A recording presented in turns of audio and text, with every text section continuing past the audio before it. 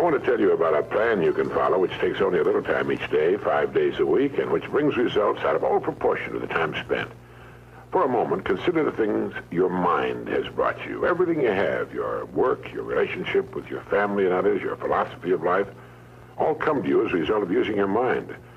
Now consider the estimate made by experts.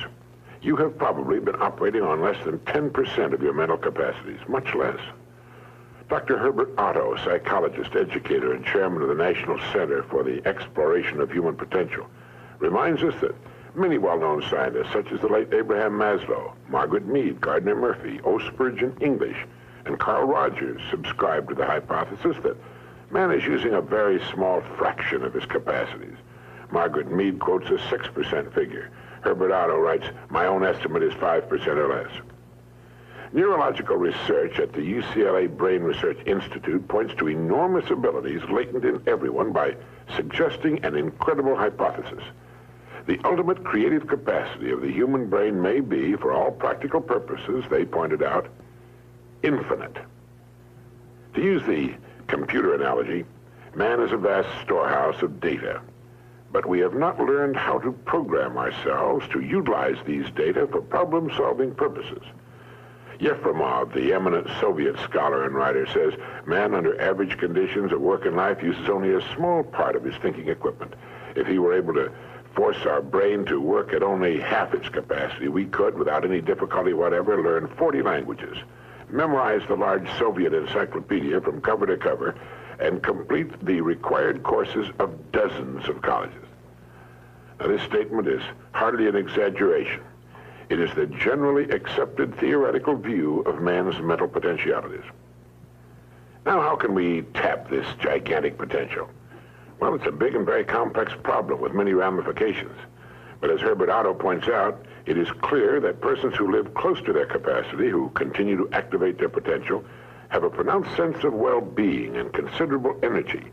They see themselves as leading purposeful and creative lives. If everything you have is the result of using just 10% of your mind, consider for a moment what it will mean to you and your family if you can increase this percentage. Now, none of us, as a rule, has the slightest notion of the real capabilities of his mind. But believe me when I say that your mind can be compared to an undiscovered gold mine. And it makes no difference whether you're 17 or 70. Look at it this way. Your goal is in the future. Your problem is to bridge the gap which exists between where you are now and the goal you intend to reach. This is the problem to solve. Robert Seashore, when chairman of the Department of Psychology at Northwestern University, pointed out that successful people are not people without problems. They're simply people who've learned to solve their problems. And there you have it. Living successfully, getting the things we want from life, is a matter of solving the problems which stand between where we now are and the point we wish to reach. No one is without problems. They're a part of living. But let me show you how much time we waste in worrying about the wrong problems. Here's a reliable estimate of the things people worry about. Things that never happen, 40%. Things over and past that can't be changed by all the worry in the world, 30%. Needless worries about our health, 12%. Petty miscellaneous worries, 10%. Real, legitimate worries, 8%. In short, 92% of the average person's worries take up valuable time, cause painful stress, even mental anguish, and are absolutely unnecessary. And of the real, legitimate worries, there are two kinds. There are the problems we can solve, and there are the problems beyond our ability to personally solve. But most of our real problems usually fall into the first group, the ones we can solve if we learn how. Now, I'm going to assume you've decided upon a goal. Your problem is, how do I achieve it? Your goal may be a promotion, a greater income, a beautiful home. It makes little difference what your goal happens to be. But you have your goal, and you know that you will become and you will achieve what you think about. That is, if you stay with it, you will reach your goal. But how? Well, it's right here that your mind comes into play. What is your mind? No one knows for sure. Perhaps the best way to describe it is to quote Pulitzer Prize-winning playwright Archibald MacLeish. In his play, The Secret of Freedom, a character says, "The only thing about a man that is a man is his mind. Everything else you can find in a pig or a horse." That's uncomfortably true. The human mind is the one thing that separates us from the rest of the creatures on Earth. Anything that comes to us in the future will almost certainly come to us as a result of the extent to which we use our minds. And yet it's the last place on Earth the average person will turn to for help. In order to reflect just a moment on the human mind, consider what it's accomplished. Human knowledge has advanced more in the past 50 years than in all the preceding 10,000 years of human civilization. Of all the scientists who ever lived, it's estimated that 90% of them are alive today. We've reached, in the area of ideas and human advancement, a plateau so high it was undreamed of by even the most optimistic forecasters as recently as 10 years ago.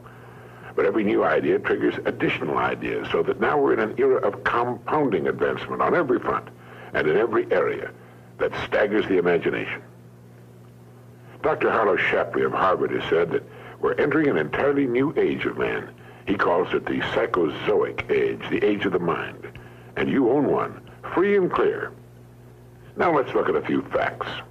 Now, the average working person has at his disposal an enormous amount of free time. In fact, if you total the hours in a year and subtract the sleeping hours, if he sleeps 8 hours every night, you'll find he has almost 6,000 waking hours, of which he spends less than 2,000 on the job. Now, this leaves him 4,000 hours a year when he's neither working nor sleeping. These can be called discretionary hours, with which we can do pretty much as we please. At least, our minds are free. Now, so you can see the amazing results in your life, I want to recommend that you take just 1 hour a day, 5 days a week, and devote this hour to exercising your mind. Pick 1 hour a day on which you can fairly regularly count. And during this hour every day, take a completely blank sheet of paper. At the top of the page, write your present primary goal, clearly, simply. Then, since our future depends upon the way in which we handle our work, write down as many ideas as you can for improving that which you now do. Try to think of 20 possible ways in which the activity that fills your day can be improved. You won't always get 20, but even one idea is good. Now remember 2 important points with regard to this. 1, this is not particularly easy, and 2, most of your ideas won't be any good. Now, when I say it's not easy, I mean it's like starting any new habit. At first, you'll find your mind a little reluctant to be hauled up and out of the old familiar rut. But as you think about your work and ways in which it might be improved, write down every idea that pops into your mind, no matter how absurd it might seem. Let me tell you what will happen. Some of your ideas will be good and worth testing. The most important thing this extra hour accomplishes, however, is that it deeply embeds your goal into your subconscious mind, starts the whole vital machinery working. And 20 ideas a day, if you can come up with that many, total 100 a week, even if you don't think on weekends. An hour a day, 5 days a week, totals 260 hours a year, and still leaves you 3,740 hours of free leisure time. Now, this means you'll be thinking about your goal and ways of improving your performance, increasing your service, 6.5 full extra working weeks a year. 6.5 40-hour weeks devoted to thinking and planning. Can you see how easy it is to rise above the so-called competition? And will still leave you with 15 hours a day to spend as you please. Starting each day thinking, you will find that your mind will continue to work all day long. You'll find that at odd moments, when you least expect it, really great ideas will begin to pop into your mind. And when they do, write them down as soon as you can. Just one great idea can completely revolutionize your work and, as a result, your life. If you want to develop the muscles of your body, you take daily exercise of some sort. Well, the mind is developed in the same way, except that the returns are out of all conceivable proportion to the time and energy spent. I've used this system for years, and it's given me some of the most gratifying and rewarding experiences of my life. And it costs only 5 hours a week. 5 hours out of 168. Is it worth it? It's like spending 5 hours a week digging in a solid vein of pure gold, because your mind is all of that and much more. Each time you write your goal at the top of the sheet of paper, don't worry or become concerned about it. Think of it as only waiting to be reached, a problem only waiting to be solved. Face it with faith and bend all the great powers of your mind toward solving it. And believe me, solve it, you will. Now let's briefly recap. This week, start spending 1 hour each day getting as many ideas as you can. Try for 20 a day on ways to improve what you're now doing. Remember, the achievement of your goal very likely depends upon it, as does your whole future. 2, If everything you now have is the result of using, say, 5 to 10% of your mental abilities, you can imagine what life will be like if you can increase this figure to 20% or more. 3, successful people are not people without problems. They're simply people who've learned to solve their problems. 4, don't waste time and energy worrying about needless things. 40% of them will never happen, 30% have already happened and can't be changed, 12% are needless worries about our health, 10% are petty miscellaneous worries, and only 8% are real.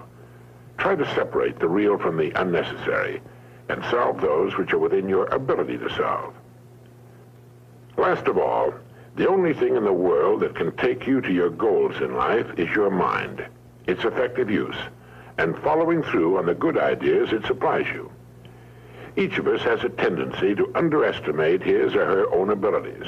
We should realize that we have, deep within ourselves, a reservoir of great ability, even genius, that can be tapped if we'll just dig deep enough. It's the miracle of your mind.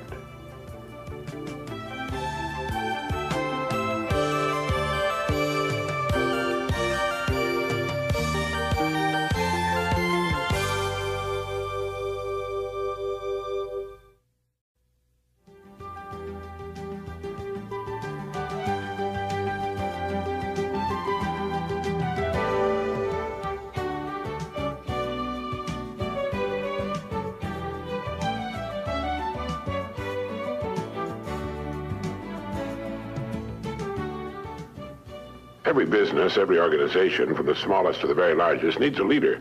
They have their committees, their echelons of command, and perhaps a widely dispersed group of semi-autonomous divisions. But the overall company and each of its divisions must have strong and able leadership. Contrary to popular belief, you do not raise morale in an organization. It filters down from the top. The attitudes of the people working in any organization will always reflect the attitude of the leader. And finally, this leader will always be found to be just one person. I'm sure you're aware that even the largest and oldest companies, with many thousands of employees and hundreds of management people, will, when they find themselves in trouble or not doing as well as they should, seek out one man and place him in the position of final authority. The whole company, the board of directors, and perhaps thousands of stockholders all look to this one person for leadership and success. Wherever you find a successful going concern, whether it's a government, a business, a club, or a well-organized home, you find behind its success an outstanding leader. This is the most valuable person in society. In industry, he makes the wheels turn, the entire economy work. This is the man who's been responsible for the growth of nations and their position in the world. He's the employer of millions. He's the dreamer, the planner, and a clock to him is something that other people watch. You'll find him working early and late, and when he's not working, he's usually planning. Back during the Depression of the 30s, the phrase most often heard by employers was, "I'll do anything." Millions were unemployed. Thousands of business firms had closed their doors, and outside employment offices, long lines of people stood waiting for any kind of work. It was during this time in Long Beach, California, crowded to overflowing with thousands who had migrated there looking for work. I know because I was a kid there. That a man I knew made an interesting discovery. He found that he could go to work almost anywhere he chose. Now, amazing as this may sound, it's true. It dawned upon him one day that the business establishments of various kinds were just as anxious to succeed as were the people looking for work. The owners and managers of these businesses were worried and concerned over the hard times which had descended upon the country. And a great many of them were looking for someone to come to their aid, the person who would somehow show up and solve their business problems. But all they heard was people asking for work and saying, "I'll do anything." These people were asking for a paycheck from a man who was very likely teetering on the brink of financial ruin himself. And so signs appeared in windows all over the land, reading, "No help wanted." This was a negative form of advertising, and while it kept the plaintive hordes away from the door, it also hurt business. Well, this friend of mine decided to become a part of the solution instead of a part of the problem. And his method was simple, and it worked like a charm. He selected the kind of business he felt he would like to work in and in which he could build his career.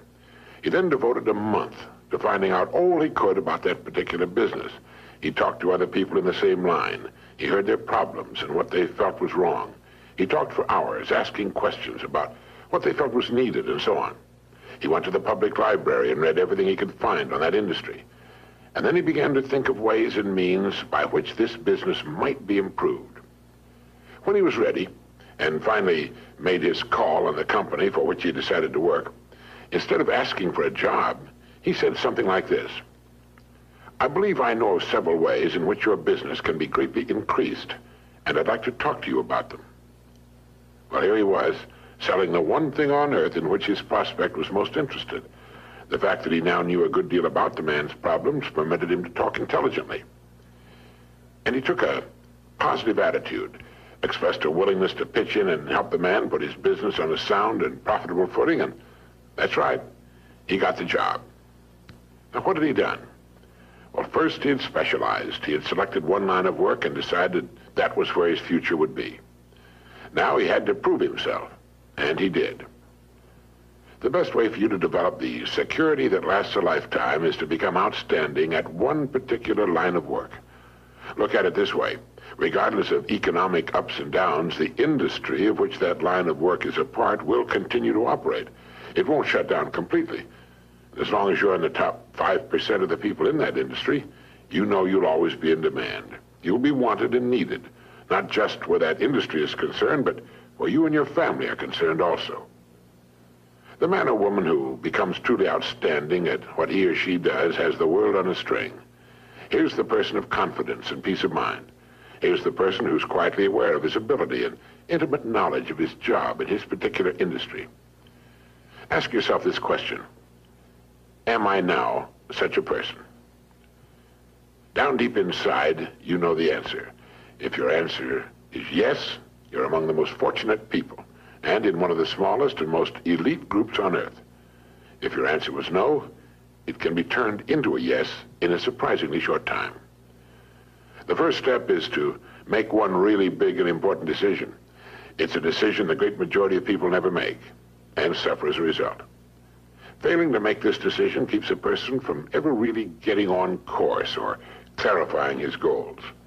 If you make the decision I'm now going to recommend, you can take a deep breath, give a comfortable sigh of relief, fix your eyes firmly upon your target, and go to work relaxed, comfortable, and sure in the knowledge that the success you seek will be yours. The great steel magnate Andrew Carnegie, when asked the formula for success, answered, "Put all your eggs in one basket, then watch the basket." Let's be frankly realistic. Who gets laid off work during an economic slump? Well, what gets thrown over the side when a ship is in danger of going down? Everything not absolutely vital to the operation of the craft and the safety of its passengers. And it's the same with a business or any other organization. With a corporation, its main purpose is to remain in business forever. As long as it remains in business, it can provide a needed product or service, protect the investment of those who have faith in it, and provide jobs for those who are vital to its continuity of operation. It's the duty of management to protect the firm and the people who depend upon it, just as it's the captain's duty to do everything in his power to keep his ship sailing. All a person needs to do is to make certain that he or she is a vital part of his business or organization. Those who insist on remaining spare gear must expect to be jettisoned when things get too rough for safety. Nobody, particularly the captain, likes to see cargo thrown over the side, but if it'll help save the ship, there's simply nothing else to do. That's why people are laid off. It has nothing to do with management and labor relations or personalities, and in the long run, it's best for everyone, since once smooth sailing has again been reached, additional employment can be made available. So each of us must decide whether we want to be part of the cargo or a member of the crew. It's said that millions suffer today from a malady called panophobia.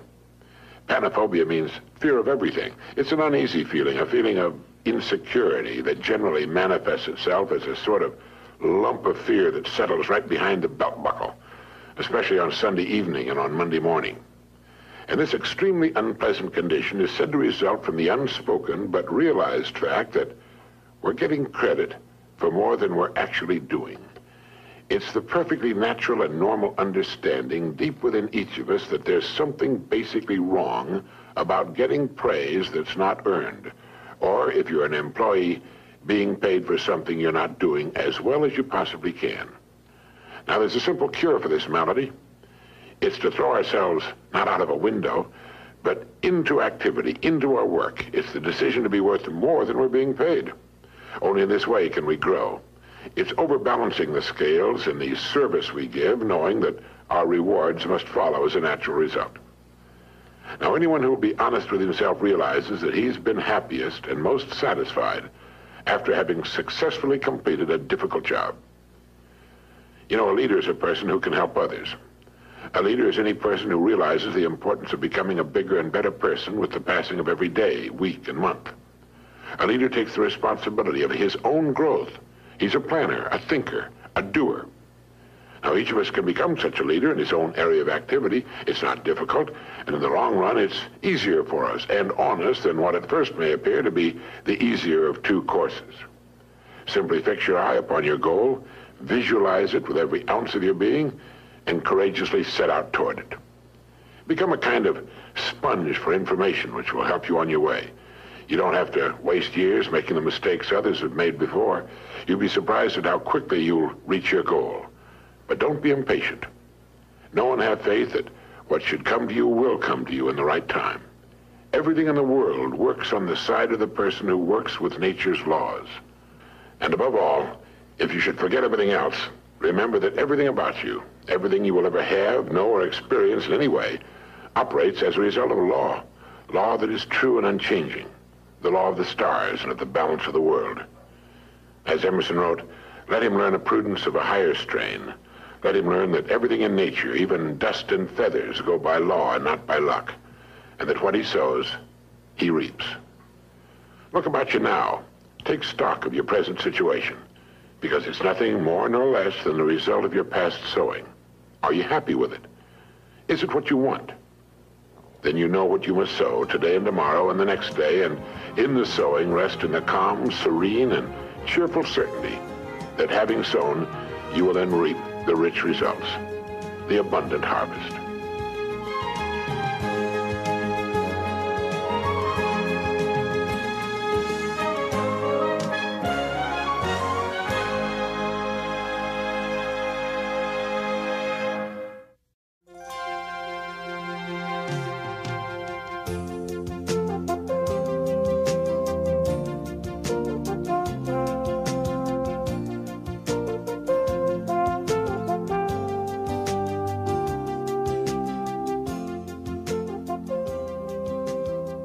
In the year 1843, a man was born who, during his lifetime, was to have a profound effect on millions of people. His name was Russell Herman Conwell. He became a lawyer, then a newspaper editor, and finally a clergyman. Well, one day, a group of boys came to Dr. Conwell at his church and asked him if he would be willing to instruct them in college courses. They wanted a college education, but lacked the money to pay for it. He told them that he'd do all he could, and as the boys left, a thought, an idea began to form in Dr. Conwell's mind. He asked himself, why couldn't there be a fine college for poor but deserving young men? Well, here was a great idea, and he went to work on it at once. Almost single-handedly, Dr. Conwell raised $7 million with which he founded one of the world's leading universities. And he raised the money by giving more than 6,000 lectures all over the country, and in each one of them, he told the story called Acres of Diamonds. The story was the account of an African farmer who heard tales about other settlers who had made millions by discovering diamond mines. And these tales so excited the farmer that he could hardly wait to sell his farm and search for diamonds himself. So he sold his farm and spent the rest of his life wandering the vast African continent, searching unsuccessfully for the gleaming gems which brought such high prices on the markets of the world. Finally, in a fit of despondency, broke and desperate, as I remember the story, he threw himself into a river and drowned. Now, meanwhile, the man who had bought his farm one day found a large and unusual stone in a stream which cut through the property. And the stone turned out to be a great diamond of enormous value. And he then discovered that the farm was covered with them, and it was to become one of the world's richest diamond mines. The first farmer had owned literally acres of diamonds, but had sold them for practically nothing in order to look for them elsewhere. If he'd only taken the time to study and prepare himself, to learn what diamonds looked like in their rough state, and had first thoroughly explored the land he owned, he would have found the millions he sought right on his own property. The thing about this story that so profoundly affected Dr. Conwell and subsequently millions of others was the idea that each of us is, at this moment, standing in the middle of his own acres of diamonds. If we will only have the wisdom and patience to intelligently and effectively explore the work in which we're now engaged, we'll usually find that it contains the riches we seek, whether they be financial or intangible or both. There's nothing more pitiful to my mind than the person who wastes his life running from one thing to another, forever looking for the pot of gold at the end of the rainbow, and never staying with one thing long enough to find it. No matter what your goal may be, perhaps the road to it can be found in the very thing in which you're now engaged. You see, the average man believes some businesses are better than others, instead of realizing the truth that there are no bad businesses. There are just those people who don't know enough to see the opportunities in the work they're in. No matter what our work happens to be, it's our business. We're the manager. If there seems to be no future or opportunity in it, it isn't always because it's not there, but perhaps only because we can't see it. A farmer once poked a tiny pumpkin into an empty jug. The pumpkin grew until it completely filled the jug and could grow no more. When the farmer broke the glass, he had a pumpkin exactly the size and shape of the jug. If we're not careful, each of us can do a similar thing. We can mistakenly poke ourselves into jugs that limit our growth. But it is we who do the poking, not the job, not the company, nor the territory, nor the economy, nor the times. We do it. People who become outstanding at their work are those who see their work as an opportunity for growth and development, and who prepare themselves for the opportunities which surround them every day. Preparation is the key. This means becoming so good, so competent at what we're now doing, we will actually force the opportunities we seek to come our way. It takes imagination, creative imagination, to know that diamonds don't look like diamonds in their rough state, nor does a pile of iron ore look like iron or steel. Great opportunities lurk constantly in every aspect of the work in which we now find ourselves. In order to begin prospecting your acres of diamonds, start to develop a faculty called intelligent objectivity, the ability to stand off and look at your job as a stranger might, a stranger who considers your pasture greener than his own. To do this, start at the beginning. Within the framework of what industry or profession does your job fall? Do you know all you can know about your industry? How did it begin? Why did it begin? Who started it and when? What's your industry's annual dollar volume? How fast has it grown during the past 20 years? What's its projected growth during the next 10 years? In short, start now to become a student of your industry. You'll be amazed at the results. In 5 years or less, you can become a national expert in your field. And it's the experts who write their own tickets in life. Surveys indicate that the great majority of people seem to look at their jobs as being as far as they can go, as the end of the line. They need to realize how really desperately an expanding and dynamic industry needs and seeks the uncommon person who is prepared to share in its growth, how richly it will reward this person of vision and action. On the other hand, those who are not preparing and growing are not just standing still. In relation to their industry, they're going backwards. So ask yourself, do I know as much about my job and my industry as a good doctor or lawyer knows about his job, his profession? You should, you know. This is the attitude of the person who wants to become a professional at what he does for a living. It's far more fun, many times more rewarding and interesting, and the real pro can ride out occasional storms in the economic seas in a safe boat built of research and preparation. In order to become a professional in a world of amateurs, we need to study 3 important subjects. 1, our company and the industry in which it operates. 2, our job and perhaps the next step upward in our career. And 3, we need to study people, since successfully serving and getting along with people will determine our success or failure. These are 3 subjects on which you can gradually build a fine home library. Your bookstore clerk will help you find the right books if you will tell him what you want to know. Frequently, all you need in order to make an enormous improvement is simply a reminder of things you've known but have forgotten. Perhaps this study and research in your job, your industry, and ways of increasing your service to others sounds like a big job. Well, it is. But it's fascinating, And in the long run, it pays tremendous dividends, builds complete security, and it can be accomplished in an hour a day devoted to reading and making permanent notes. Think of ways and means by which you can increase your contribution to your company, your industry, and those whom you serve. You'll begin to notice a wonderful change in your world. For as ye sow, so shall ye reap. This applies just as much to the family as it does to the breadwinner. The minute you adopt this attitude, you've joined the top 5% of the people of the world. You've virtually removed all competition. You're creating rather than competing. You're affecting life rather than just being affected by it. You're becoming a creator and a giver to life instead of just a receiver. By taking this attitude toward your work, your company, and industry, you're automatically taking care of two vital parts of successful living. First, you'll find yourself becoming more interested and enthusiastic about your work and its future, and both interest and enthusiasm are contagious. And second, you're building financial security which will last a lifetime. So keep this thought in mind as often as you can on and off the job. Somewhere in your present work, there lurks an opportunity which will bring you everything you could possibly want for yourself and your family. It will not be labeled opportunity. It will be hidden in common, everyday garments, just as was the hairpin with which a man fashioned the first paperclip, or the dirty drinking glass which triggered the paper cup industry.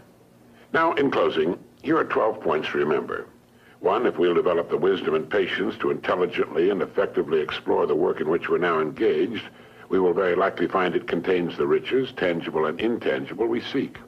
2, before we go running off into what we think are greener pastures, let's realize our own pasture is probably unlimited. 3, there are no bad jobs. It's the way in which we go about our work that makes it good or bad. 4, let's not poke ourselves into jugs beyond which we cannot grow. Let's avoid self-limitation.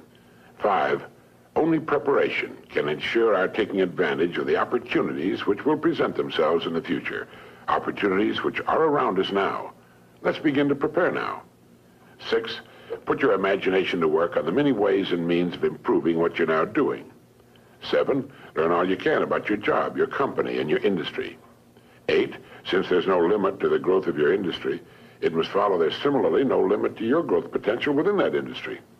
9, our dynamic and growing economy needs and will well reward the uncommon person who prepares for a place in its growth.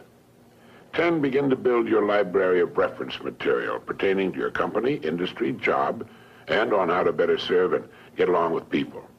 11, set aside an hour a day for this study and research. 12, remember the story of the acres of diamonds.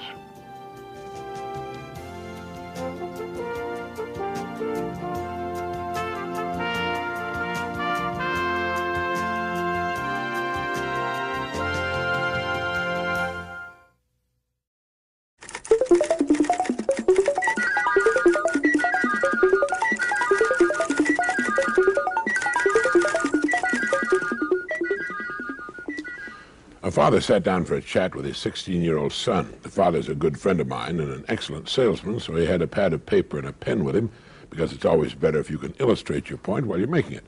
And while his son watched with interest, Jim drew a fairly good likeness of a goose. And behind the goose, he drew 3 eggs. And he said to his son, "Now, Jimmy, those are golden eggs. And that's the goose that lays the golden eggs. Now, if you had your choice of buying one or the other, which would you buy?" And his son said, "Why, I'd buy the goose, of course." "Of course you'd buy the goose," his father said. "You'd invest your money in the goose because it could go on laying those golden eggs for years." "Sure," his son said, "anyone would." "Yes," Jim went on, "anyone would if they were presented it in this way. But the fact of the matter is, son, that most people have the exact opportunity, and yet they invest in eggs instead of the goose." Now the boy was quite interested, and he asked his father what he meant, and his father said, "In this little quiz I've given you, the goose and the golden eggs are, of course, symbolic. The golden eggs people invest in are represented by their homes, cars, television sets, furniture, refrigerators, stoves, boats, vacations, all the good things they can buy. All the good things everyone wants to have and should have." "Well, what's wrong with that?" the boy asked. "Well, there's nothing wrong with that, Jimmy. It's just that most of them invest in golden eggs exclusively, and don't invest enough in the goose that provides all these golden eggs. You see, the goose that lays the golden eggs is the breadwinner. The more money invested in him, the more golden eggs he can provide. Now, take you, for example, Jimmy, he said. You're 16, and like most boys your age, you don't know what you want to do with your life yet. You're confused. You haven't really been giving your best to your schoolwork because you're not sure you'll need a lot of the subjects you're studying after you get out of school. And not knowing what to do after you're an adult, you don't know what you'd want to major in at college. Now, what I want you to understand is that as long as you're getting an education, you're investing, we're both investing in this goose. The more we invest here, the more golden eggs you'll be able to provide for yourself and your family someday. And if you're really smart, you'll never stop investing in the goose, even after college. Each year, you'll invest a percentage of your income in your continuing education. And each year, you'll find, well, that you're becoming more valuable as a person, able to provide still more and more of these golden eggs you and your family will want. Do you understand that, Jimmy? The boy was silent a long time, and he said, "Yes, I think I do, Dad. I think I do." Now, just a moment for this message.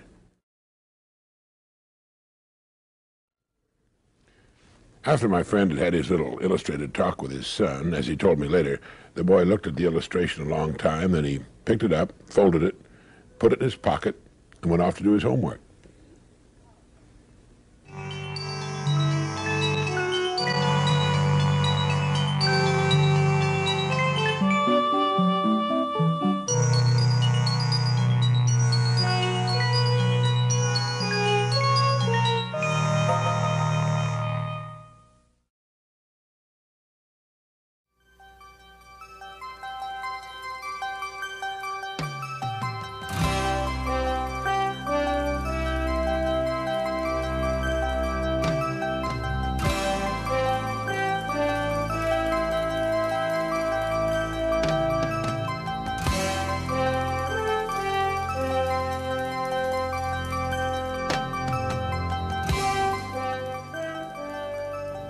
I'm sure you find it as amazing as do the rest of us that the great majority of people have to learn things the hard way. It's only natural to think that if a great discovery were made in a particular generation, all the succeeding generations would know about it and utilize it for their own good. But in many things, such is not the case. It's true with inventions and discoveries which obviously affect our lives, but it frequently is not true when it comes to the great laws which determine the direction of our individual destinies. One time, a group of laborers was hired to work on a farm. These people came from a very small, remote village where motor vehicles were still very scarce. They were enjoying a new experience of being transported on the back of a truck when they came to the place where they thought they were supposed to get off. Well, without giving it a thought, apparently, they simply stepped off the back of the speeding truck. Now, fortunately, they fell on a soft dirt road, not a paved highway, but even then, the results of their unconventional method of disembarking were, to say the least, surprising. They went bounding, spinning, sliding, and cartwheeling along the dusty road for quite a distance before gravity and friction, working together, finally brought them to an astounded halt. Well, none was seriously injured. In fact, by the time the terrified driver got back to them, they were laughing uproariously about the whole thing. The truck driver, in explaining the incident later, put the blame on their never having ridden in trucks before. Well, that's the obvious answer, but not the right one. The amazing circus tumbling act on a remote farm road had been caused by ignorance of a law that operates the same whether a truck, a boat, an airplane, or any moving body is involved. Sir Isaac Newton gave us the law, and it goes like this. A body in motion tends to remain in motion until acted upon by an outside force. When the workers stepped off the back of the speeding truck, they were going the same speed as the truck itself. The outside force was gravity, which pulled them down to the road, still traveling at the same speed. And, well, you get the idea. They had been hurt, confused, frightened, and turned upside down because of their ignorance of a law of physics. They might have been killed. Now, all over the world, there are millions of people who are being hurt, confused, frightened, and whose lives are turned upside down because they don't understand the principal law on which everything in the universe operates, the law of cause and effect. This law has been written thousands of times by the greatest minds the world has produced, and as a result has appeared in many forms. For our purposes, it might best be put this way. Our rewards in life will always match our service. It's another way of saying, as ye sow, so shall ye reap. And it's been written in many ways, in every language on earth. I like to think of this law in the form of a giant apothecary scale. One of the bowls is marked service, and the other is marked rewards. Now, whatever we put into the bowl marked service, the world will match in the bowl marked rewards. If any person alive is discontented with his rewards, he should examine his service. Action, reaction. As ye sow, so shall ye reap.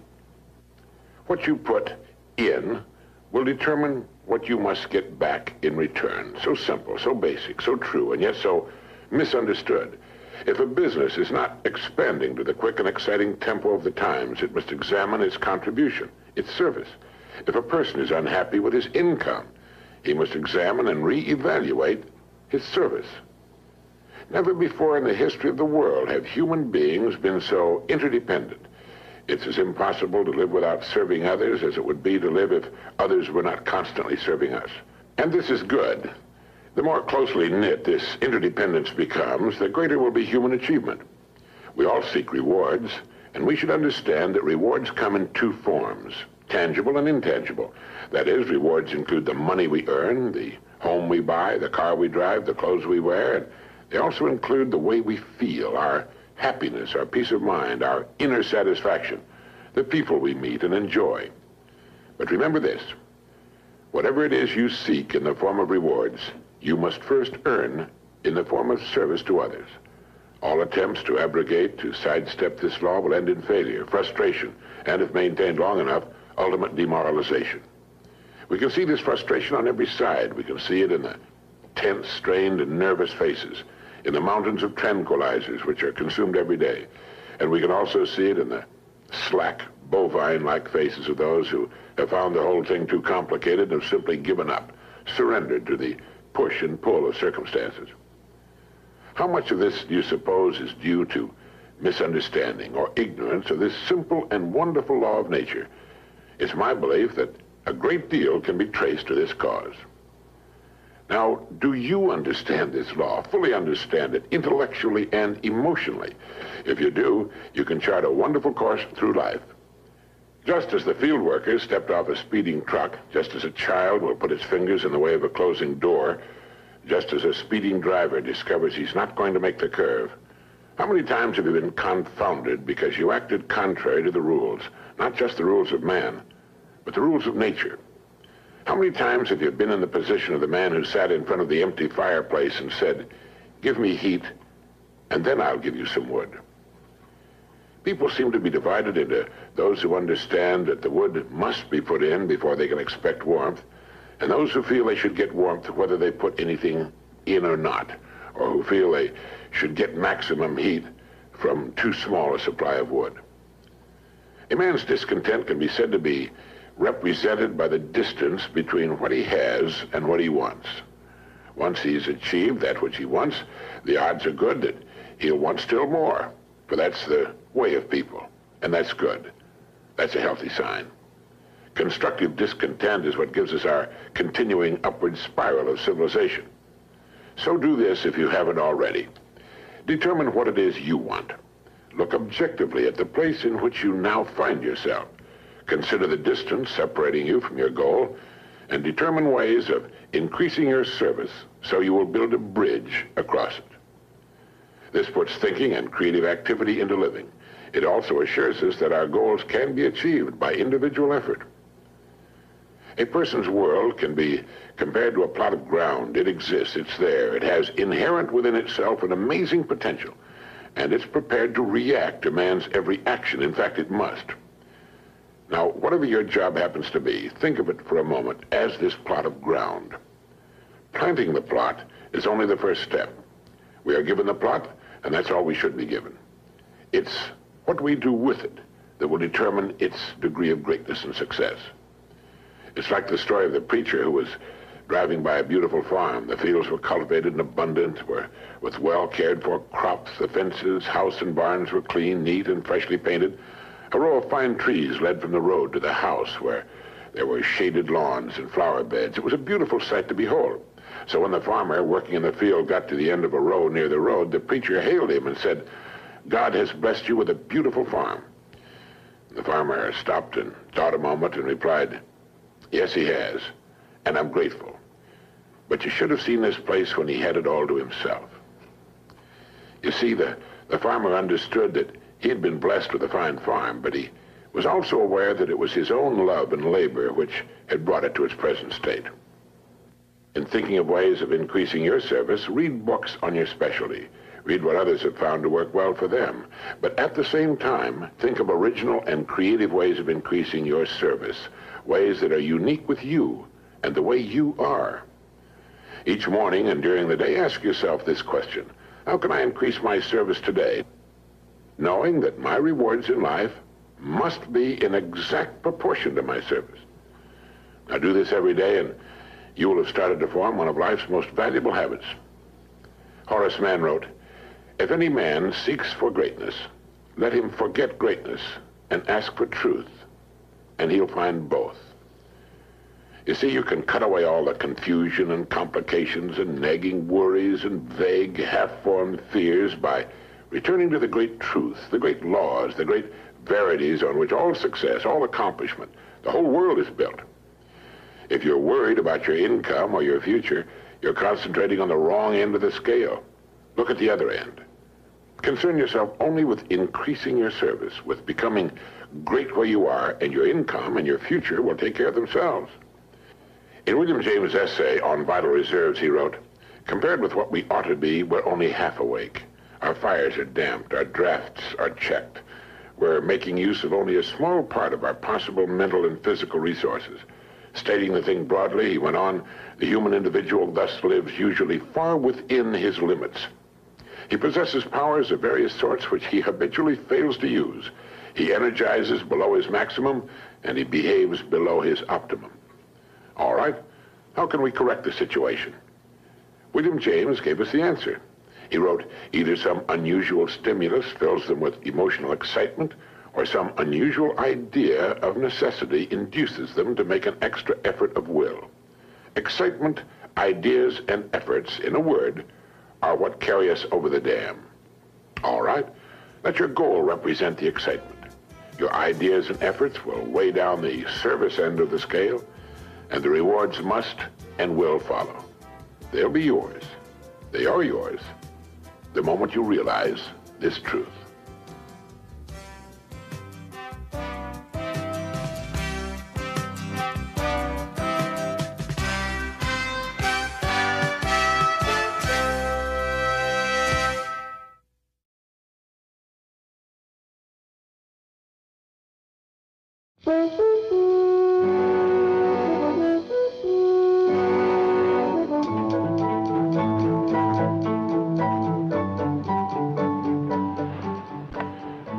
Back in 1956, I wrote and recorded something we called The Strangest Secret. Without advertising or fanfare of any kind, it outsold all other non-musical, non-entertainment type recordings. It's been heard by millions and millions of people throughout the free world, and in the process, created a brand new industry. Learning through listening. On one of these solid-state cassette tape players.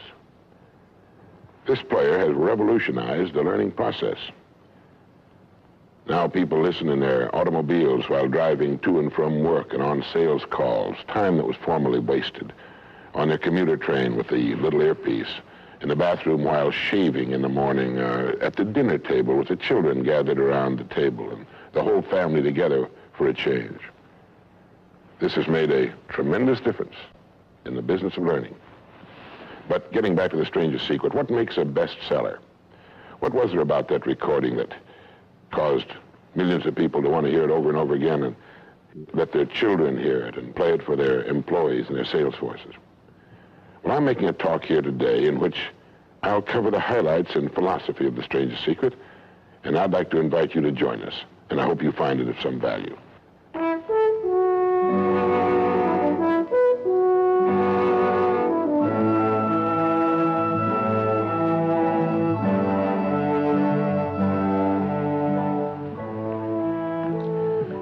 I want to tell you the most interesting story in the world. Why a person becomes the person he becomes. Why a little boy or a little girl grows up to be the kind of person he or she becomes. Now, the estimates by the experts in this field are that most of us are using somewhere around 5% of our real potential. Some experts say as little as 1%. It means that we're only giving about 5% of ourselves to what we're doing, to our days, our work, our families, everyone we know, our entire environment. But it also means that we're only experiencing 5% of the fun, 5% of the joy, 5% of the rewards we could be knowing, or less. All the experts are agreed that in each of us, there are deep reservoirs of ability, even genius, that we habitually fail to use. Why? We know that most people desire by nature to succeed. But what is success? What is this word that has become so famous in the world? What does it mean? Most people don't know what success is all about. And since they don't know what it's about, they really don't know where to look for it. Success is really nothing more than the progressive realization of a worthy ideal. This means that any person who knows what he's doing and where he's going is a success. Any person with a goal toward which he's working is a successful person. This means that the boy in high school who's working toward a diploma, or the boy in college toward a degree, is just as successful as any human being on earth, because he knows what he's doing, why he's getting up in the morning, and where he's going. But conversely, if a person doesn't know what he's working toward, what it is he wants, doesn't have a goal toward which he's working, then he must, at least by this definition, be called unsuccessful. Why isn't then, with this simple definition, why isn't everyone successful? Should be easy. Yet surveys indicate that 19 out of 20, 95% at least, are not. In fact, a survey one time asked thousands of working men why they got up in the morning and went to work, and 19 out of 20 didn't know. 19 out of 20 working people didn't have the foggiest notion of why they got up in the morning and went to work. Under closer questioning, they said, well, everybody works. Well, that would be a good reason to quit. In fact, here's a little rule of thumb you might want to remember. Whatever the great majority is doing under any given circumstance, if you do exactly the opposite, you'll probably never make another mistake as long as you live. Just something to keep in the back of your mind. The problem with most people is that they're playing the world's most unrewarding game. And the name of the game is follow the follower. There's a story about a small town in which there was a jewelry store, and like all jewelry stores, or most jewelry stores at least, he had a big clock in his window.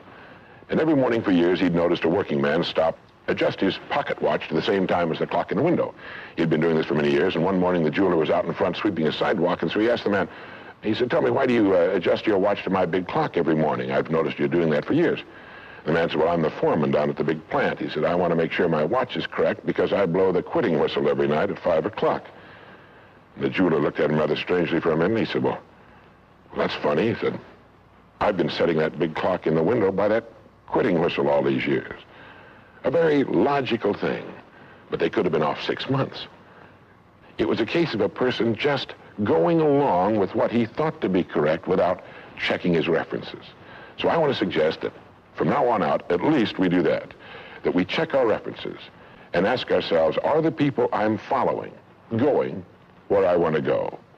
Let me tell you the story of what we might call the average young man in our society. Now, from the time this boy is born, there's only one thing on earth he can do, and that's to begin to think, act, and talk like the people by whom he's surrounded. This is all in the world he can do. But right off the bat, the odds are 95 to 5 that he's thinking, acting, and talking like the wrong group. They're wonderful people. They love him. They'd do anything in the world for him. They want him to succeed. But the odds are 95 to 5 they haven't got the answers he needs if he's to reach fulfillment as a human being, if he's to reach this success that he wants, if he's to reach into these deep reservoirs of ability and genius we know he possesses and draw it out. Well, he starts in school. The most important thing to a little boy in school is to be liked by the other little boys in school. And so at this tender age, he begins to follow other little boys his same age who don't know any more than he knows and who do not necessarily have any capacity for leadership. And he does this in the first grade, and the second, and the third, and the fourth, and the fifth, and the sixth, and the seventh, and the eighth, and year after year after year, he forms himself into a composite average of other little boys his age, trying to be like them, trying to do the only thing in the world that's impossible for a human being to do, which is to be like somebody else. Now, let's say he goes all the way through school, usually goes in the military service. Again, he's caught in a vice-like grip of conformity. Now, let's say he's 25 years old, out of school, out of service. What's he going to do? As a rule, he'll go back to his hometown, unless he's married, in which case he'll go to his wife's hometown. But let's say he goes back to his own hometown. He's single. He doesn't know quite what to do. He's standing on a corner one morning, and a friend that he knew in school comes up and says, "Hi there, Charlie, what are you doing?" He says, "Nothing." He says, "Why don't you come down and work where I work? It's a pretty good place. The pay's regular. We got all kinds of fringe benefits and so on." And so he does. The odds are about, again, 95 to 5 that his first job is taken as a result of random application. On the job, without thinking about it, the most natural thing in the world for him to do is to look around, see how the other guys are doing their job, and to begin doing his the same way, assuming that what is normal for them is normal for him. No reason for this. He doesn't think about it. He just does it. Now, he has stretching in front of him 50 years or more in the golden age that man has been dreaming of since the days of ancient Greece. What's he going to do with these 50 golden years? Well, let's take a close look at him. We know that he works 40 hours a week, as a rule. 40 hours a week, which leaves him 72 hours a week when he's neither working nor sleeping. 72 free, discretionary hours each week to do with as he pleases. Now, at this point, of course, he's married. He has his little house and his little car. And this is about what he does with his free 72 hours every week. He'll do what the other fellows are doing with their free 72 hours every week, which is virtually nothing at all. On a typical day, he'll quit right on the dot, get in his little car, go to his little house, go in his little kitchen, kiss his little wife, and say, "I'm tired."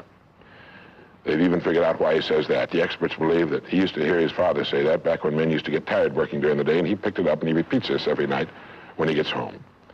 He bolts his little meal and then heads for the living room where he turns on his escape box. Click. Takes 15 or 20 seconds for the screen to light up, a period of time he finds interminable, but he gets through it somehow. Maybe kicks the dog or thumbs through a magazine or something. But then the screen lights up and he does too a little bit, and there in front of him he sees people in all kinds of funny old-time costumes all killing each other at a great rate. One expert has agreed that the average family can see more death and bloodshed and carnage on his television set in a week than Crassus saw when he crucified 6,000 prisoners on the southern road to Rome. But you know how those experts are. He could certainly be off one or two. But he sits there for about 5.5 or 6 hours. 25% of all free time now is spent in front of the tube, according to the latest statistics. Now, there's nothing wrong with this particularly, except that he's watching other people who are earning excellent incomes in the pursuit of their careers, while he doesn't make a nickel and gets the only two things you can get from watching TV on that kind of a schedule. He gets red eyes and a hollow head. Now, this is not meant to be an indictment of television. I've got a couple of television sets at home, too. I have a couple of cars at home, too, but I don't go home at night and drive around the block for 6 hours. If there's someplace I want to go, fine. My car will take me there. If there's a great program, like a golf match or something like that, I want to see it. But he sits there for 6.5 hours until finally his wife, who's a little more practical than he is, taps him on the shoulder and she says, "Charlie, I think it's about time you went to bed. You've got to get up in the morning, go to work." And he's okay, and he shuts it off. He knows how to do that. He just shuts it off and goes to bed.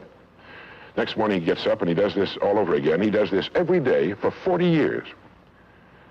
At the end of 40 years, he's retired, which always kind of catches him by surprise. No one's ever figured that one out either. And then he dies at 85 or 90, the way medical science is moving us along, out of sheer boredom. Well, what's the problem? Is there a tragedy here? Not really, if that's the way Charlie wants to spend his life, our mythical, hypothetical young man. If he wants to spend his life that way, that's his business. He lives in a free society, he can do anything with it he wants. But there's a terrible tragedy here if he's living that way because of the total lack of a decision. If he's living that way simply because he's still doing what he was doing in the first and second grade, and that's going along with the fellows up and down the block on the unspoken assumption that they know how to live, then there's a real tragedy there, because they've never known how to live, not in all the recorded history of mankind. He never finds out who he is. He never reaches into the deep depths of his abilities, his talents. He never learns that he can have just about anything he wants in the world, that he can call his own shots, tell his own fortune. And it's kind of a pity. Well, what's needed? Well, what's needed, I think, is a checklist, like an airplane pilot uses. I think that living successfully is as important as flying an airplane. And here are some of the things that I think should be on that checklist that could help this man live a more meaningful, more interesting, more exciting, more enjoyable life. The first thing that he ought to have on his checklist, in my opinion, is the word a goal. A man without a goal is like a ship without a rudder. He doesn't know where he's going. He then belongs to that 95% that is just living day by day, month after month, like a starfish or an amoeba. He needs to know where he's going. Back in the early days of navigation, sailors used to see a strange sight in the Antarctic. They'd see a giant iceberg towering high out of the sea, and it would be moving against the wind. The wind would be blowing this way. The great iceberg would be moving right into the teeth of the wind. And this, of course, frightened the sailors whose ships were powered by the wind, until it was discovered that, of course, only a fraction of the great berg was visible, and that its huge, ponderous roots were caught in the great currents of the ocean. And it was being borne purposefully along its way, regardless of the winds and the tides on the surface. Well, this is what a man needs. He needs his roots deep in a great mainstream of his own choosing, and then he'll move along his way, regardless of the winds on the surface of his life or short-term expediency, and he'll get to where he's going.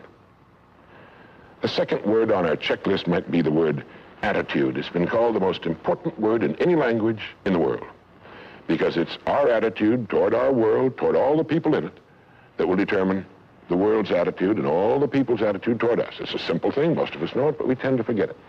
People will react to us according to our attitude. And our attitude is the greatest gift we can be given. You know, the little creatures of the world were given a wonderful gift by Mother Nature called protective coloring, in which they can blend into their background without being seen. But man was not given this great gift, because man was given an incalculably greater one. Only man has the godlike power to make his surroundings change to fit him, because his environment will change as he changes. A man's environment is a merciless mirror of him as a human being. And if he thinks his environment can stand a little improvement, all he has to do is improve, and his environment will improve to reflect the changing man. Third would be the word think. To think. The highest function of which a human being is capable.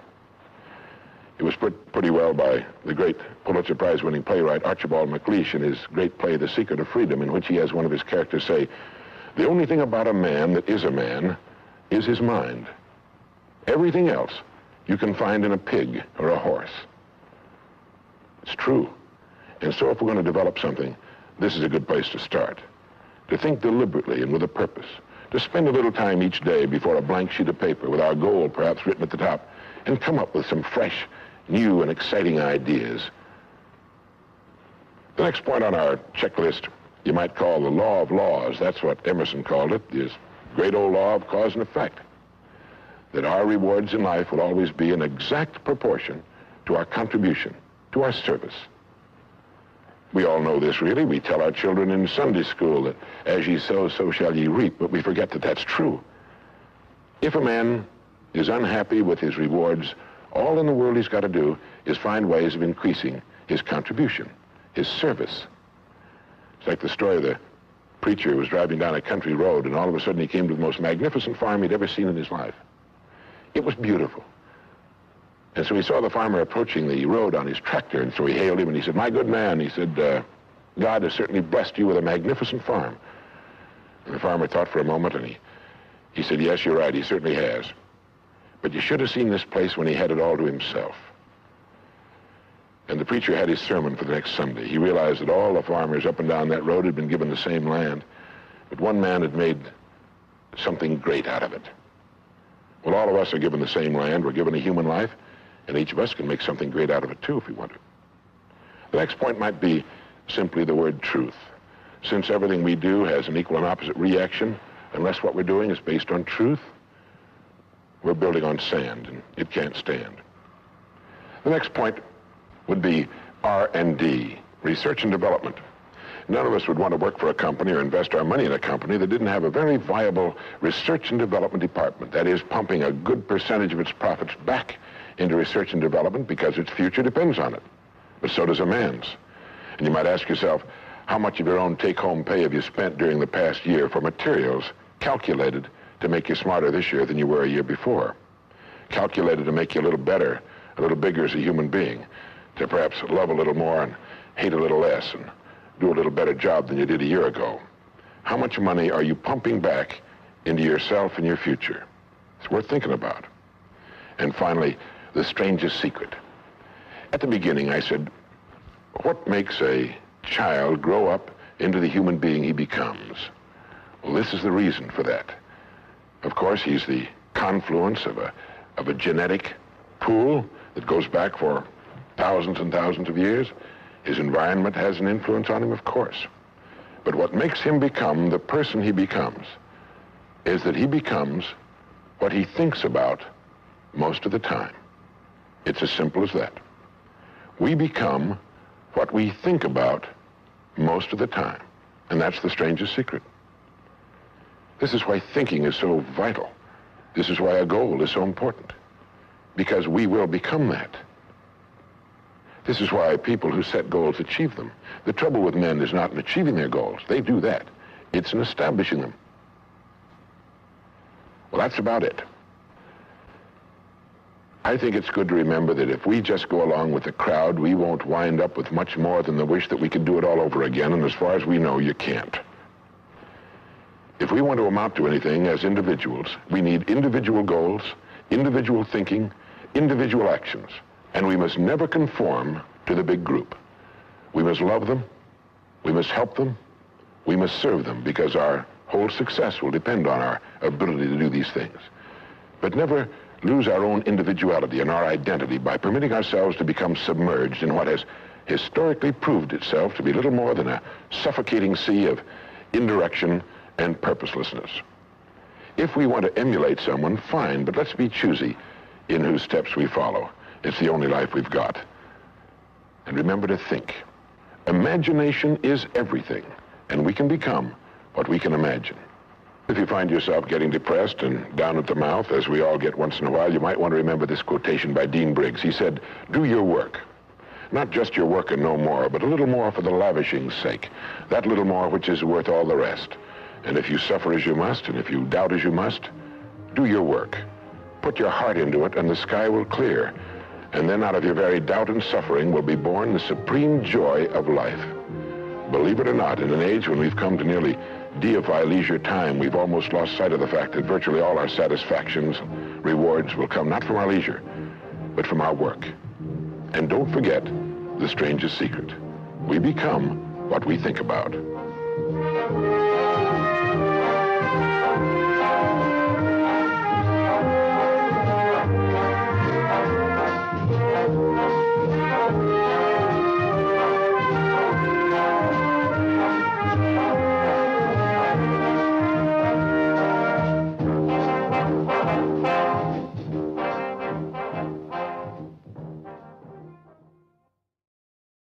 Hello, this is Earl Nightingale.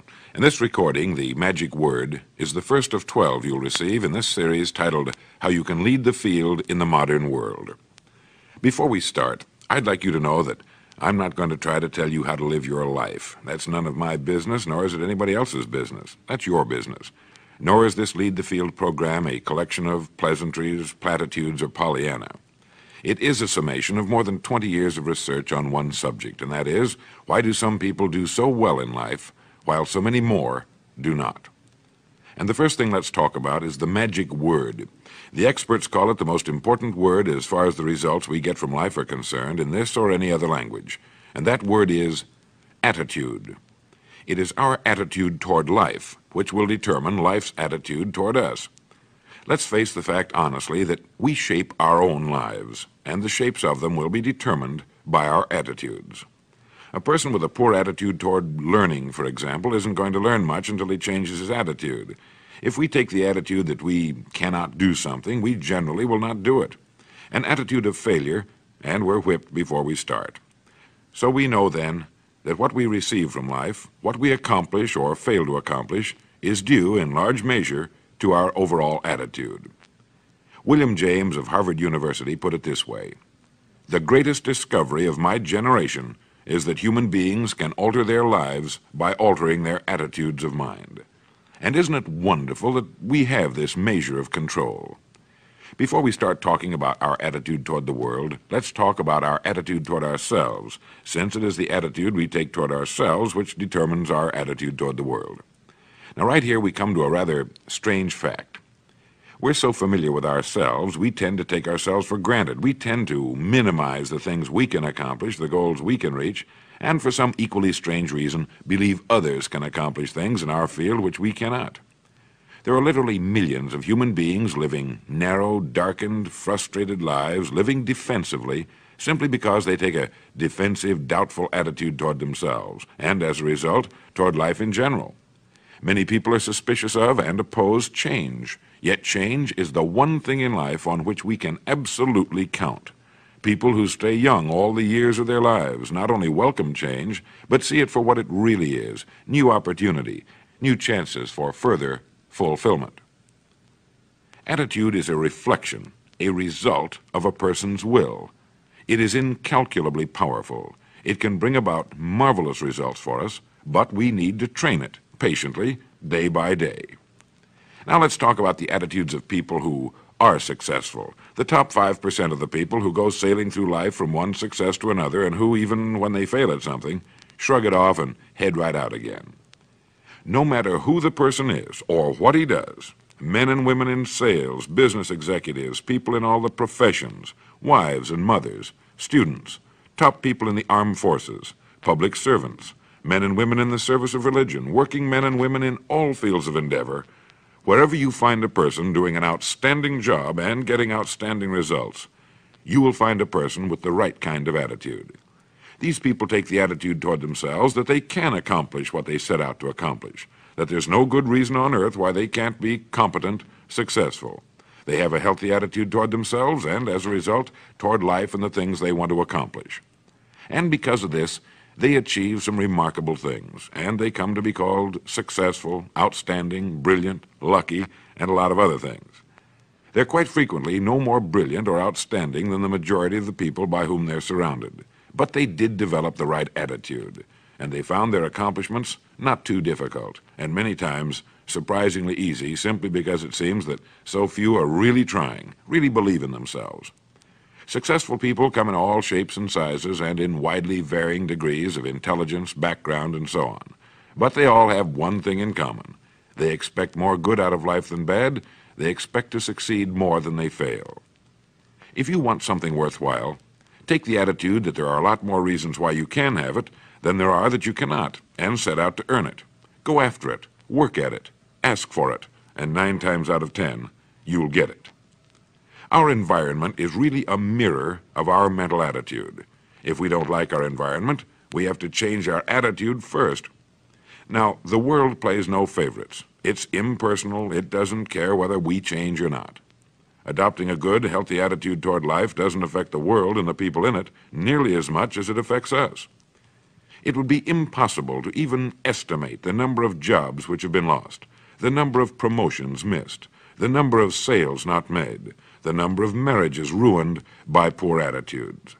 But you can number in the millions the jobs which are held but hated, the marriages which are tolerated but unhappy, all because of people who are waiting for the world and others to change toward them, instead of being big enough and wise enough to at least make a test which will prove beyond any shadow of a doubt where most or at least a big part of the trouble lies. Studies made of the lives of literally thousands of successful people have shown that they radiate confidence, assurance, they expect success, and they get success. You can spot these people by the way they walk, by the way they look and act. You can feel it about them when they enter a room. They may be short and fat, or tall and thin, or any combination in between, but they have about them the attitude of success. In the record Greener Pastures, I'll get into this next statement, but right now I want you to realize, if you don't already, that in 5 years or less, you can get right to the top of the work you're now doing. I know this, but the important question here is, do you know this? The minute you do know it, you'll have this right attitude I'm talking about.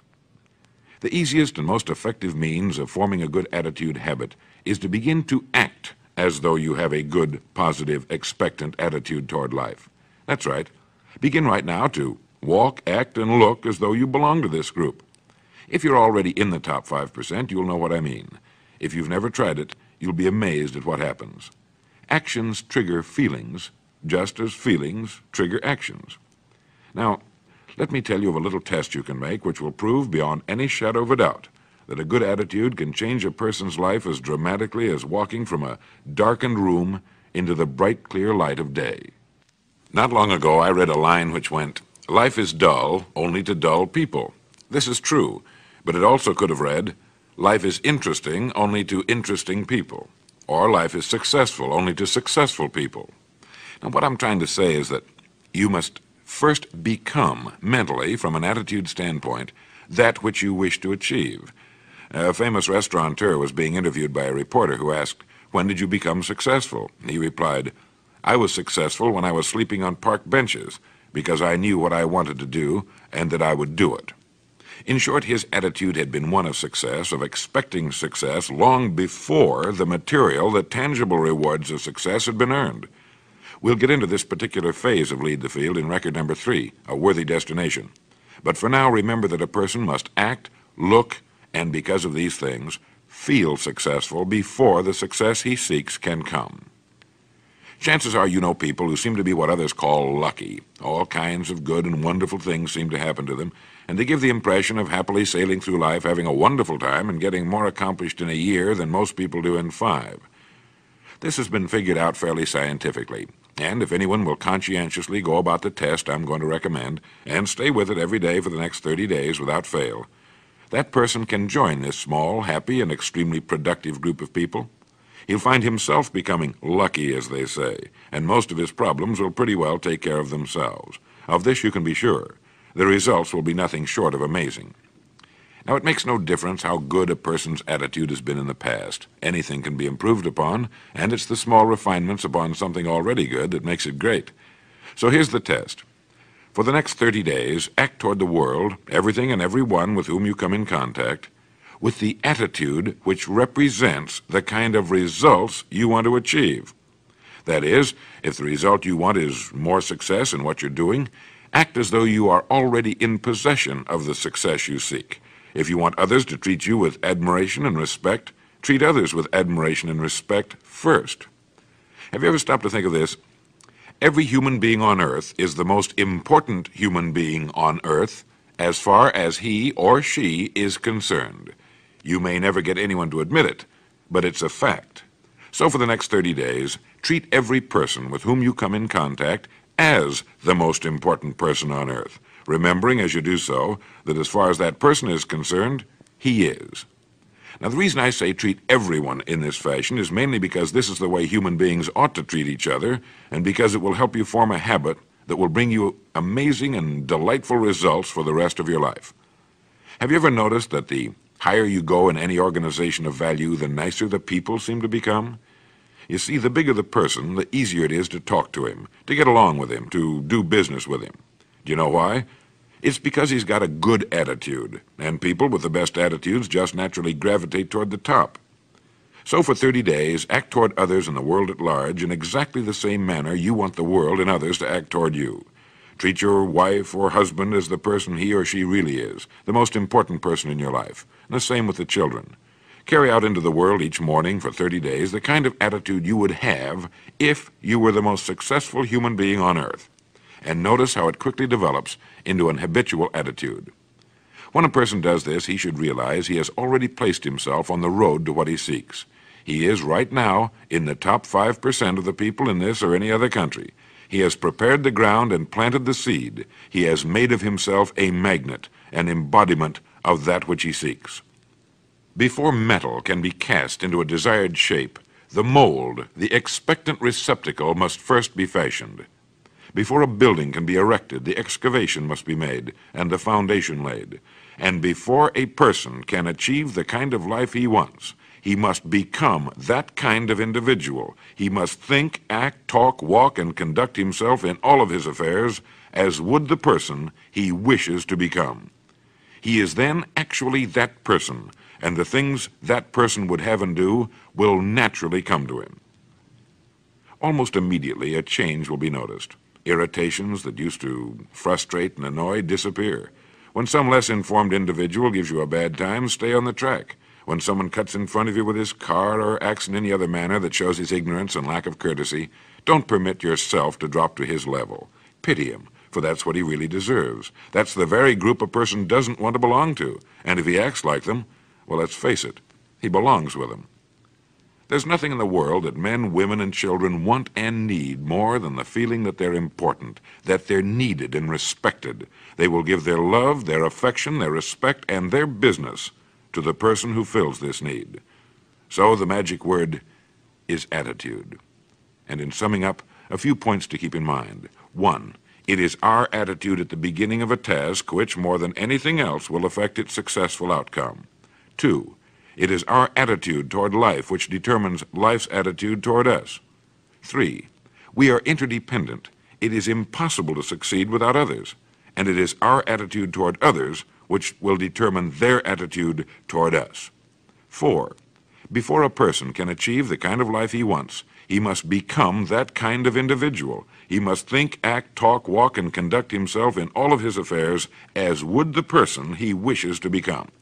5, the higher you go in any organization of value, the better will be the attitude you'll find. 6, your mind can hold only one thought at a time, and since there's nothing at all to be gained by being negative, be positive. 7, the deepest craving of human beings is to be needed, to feel important, to be appreciated. Give it to them, and they'll return it to you.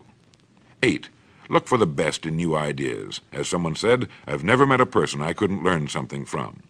9, don't waste valuable time broadcasting personal problems. It probably won't help you. It cannot help others. 10, don't talk about your health unless it's good.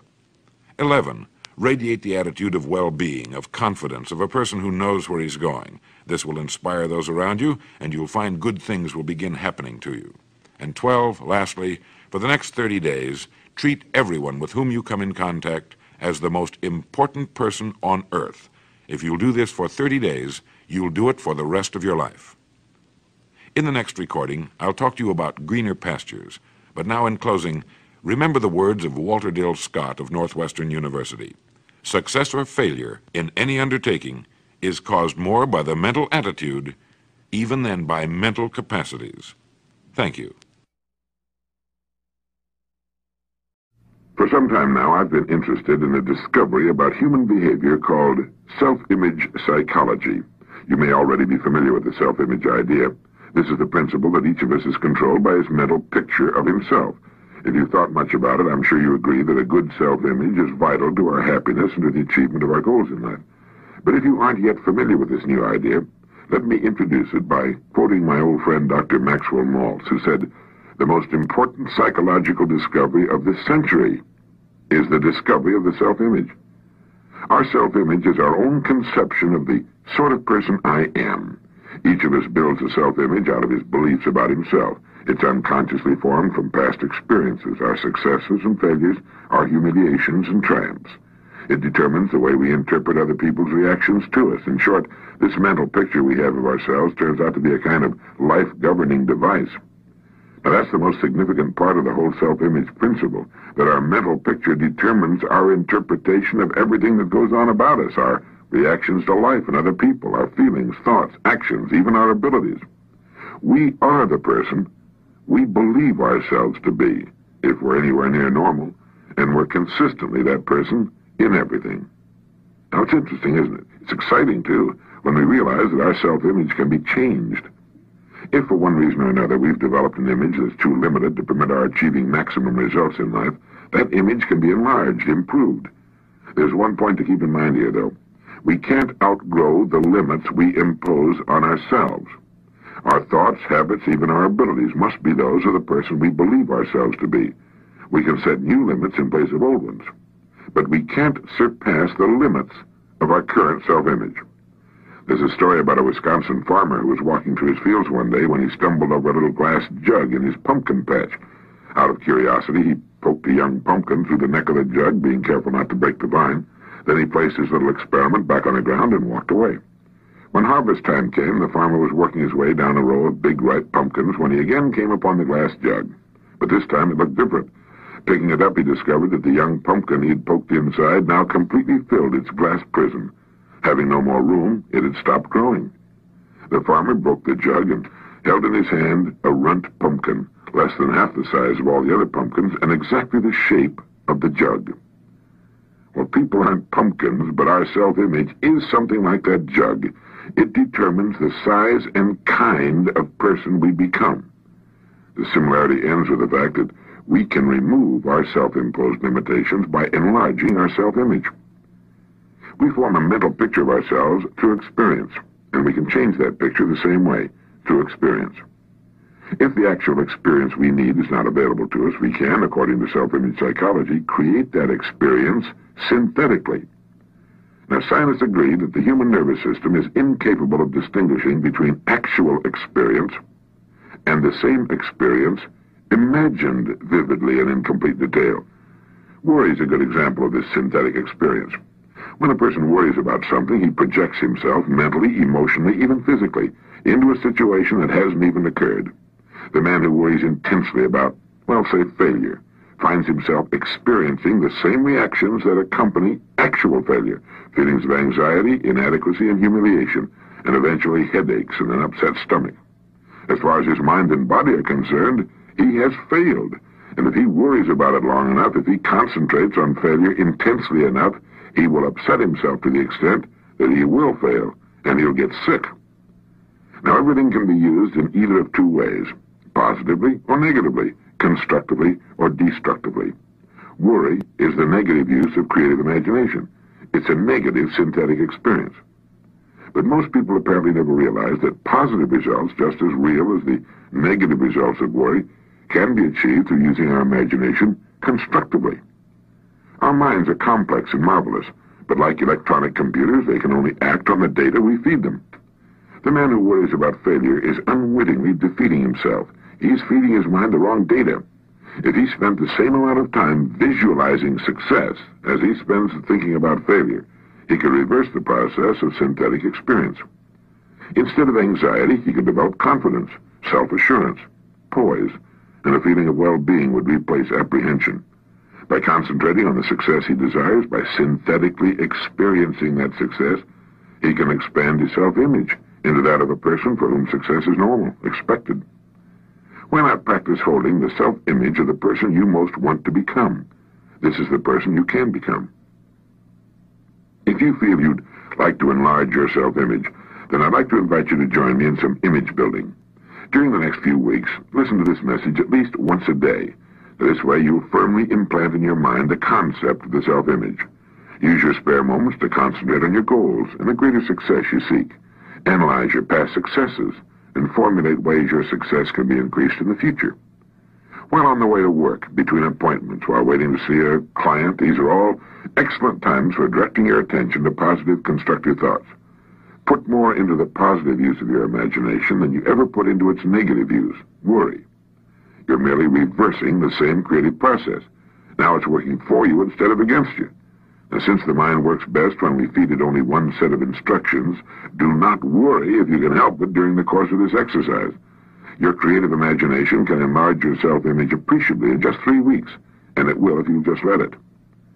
Nobody pokes us into glass prisons beyond which we can't grow, but all too often, almost unknowingly, we set unnecessary limits for ourselves by holding a self-image that's restricted, inadequate for the full realization of our potentialities.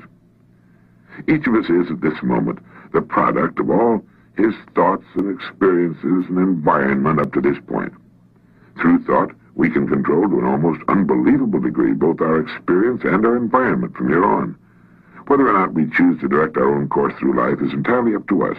The important thing is to know that it can be done. This is Earl Nightingale, and thank you.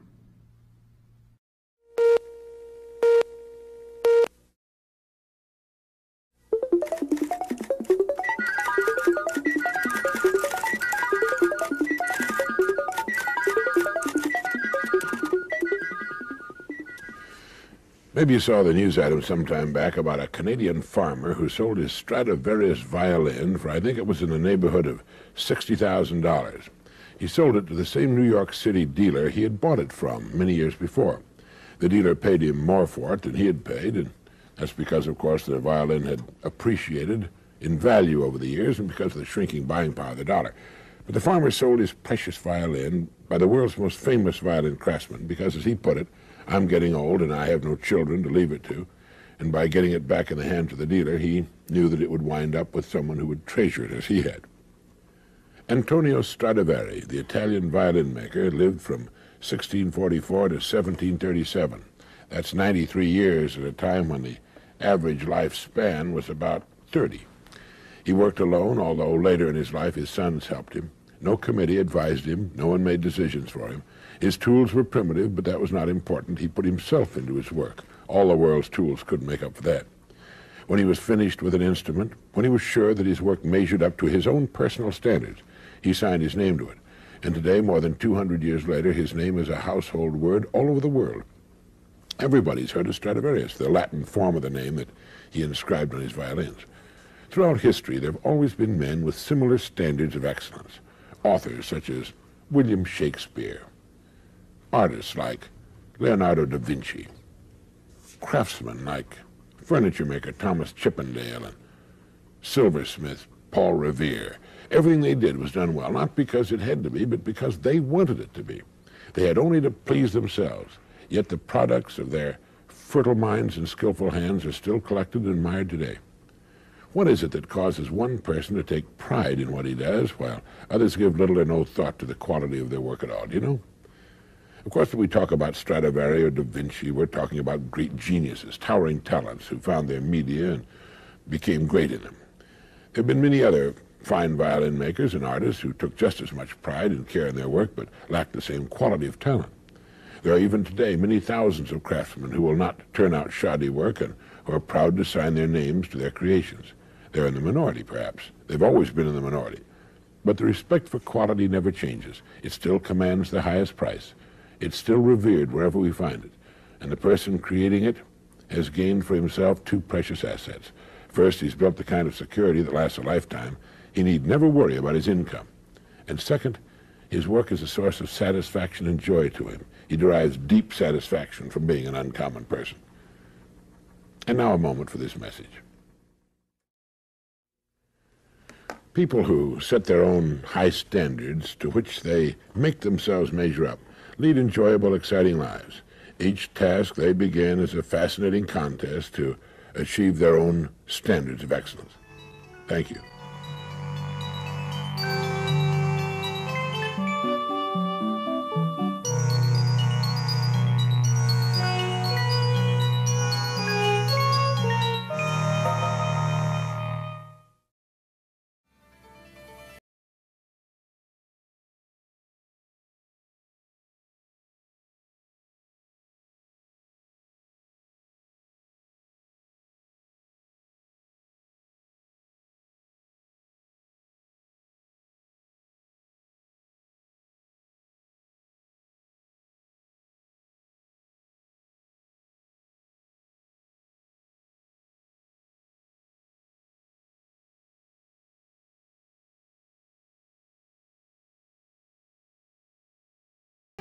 I want to tell you a little story which could make a wonderful difference in your life. Now, if you already know about everything I'm going to say, you're a remarkable person, and according to the latest statistics, you belong to the top 5% of all the working people in the world. You're to be congratulated. If you don't know about the things I'm going to say, well, you've been holding yourself back, not only on the job, but you're also missing a big percentage of the greatest joy in life. I want to talk about your boss and your relationship with him. How you handle this relationship will determine your success or failure. It will determine how much money you make or do not make. And it will determine whether you're a happy person or an unhappy person. So let's talk about you and your boss. Who is your boss? You have only one. And every working person, from the president of the largest corporation to the shoeshine boy, has the same boss. He is simply the customer. There never has been, there is not now, and there never will be any boss but the customer. He's the one boss you must please. Everything you own, he's paid for. He buys your home, your cars, your clothes. He pays for your vacations and puts your kids through school. He pays your doctor bills and writes every paycheck you will ever receive. He'll give you every promotion you'll ever obtain during your lifetime. and he will discharge you if you displease him. Now, sometimes, particularly in these days of, seemingly complex economics and big business, we lose sight of just what business is. It all started back during the most primitive times. A man, in order to fend for himself and his family, had to provide his own food and his own shelter. He had to do his own fighting and fashion his own rough clothes and crude weapons for hunting and materials for fishing. Later, he had to manufacture his own farming implements. In short, each man had to personally take care of every department of life. Now, naturally, it came about that men and women with certain talents appeared. One was particularly adept at fashioning spears, another at fishing, another at hunting, another at making garments, and so on. And it was only natural that soon these individuals found that they could best spend most of their time in the pursuit of that which they were most talented at and trade their production for the production of others.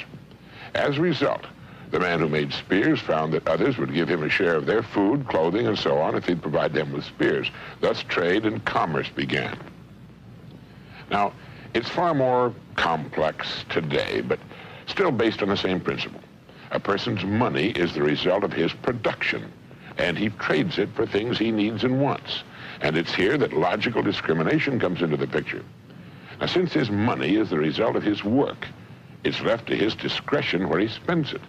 And it's here that he assumes the role of boss. He will spend his money only with those whom he feels have earned it. And this is as it should be. You and I are exactly the same way. If someone treats you badly in any way, well, you instinctively feel that he hasn't earned your business, and you'll withhold it from him. And our prosperity as individuals hinges directly on our attitude toward what we do for a living. The man who works on an automobile assembly line might not think much about the car at the point of sale, or about the family which will eventually buy and travel in that car. But that family pays his salary, and they will withhold the purchase of the car on which he works if it does not earn their respect and admiration. If you doubt this, even for a moment, think of the cars which once were popular and which can no longer be seen on the road. This applies to all products. Having earned a successful place in the economy should never be confused with keeping it. It must be earned every day, year in, year out. There's not a company that could not go out of business. Everything depends on how the boss is treated, the boss being the customer.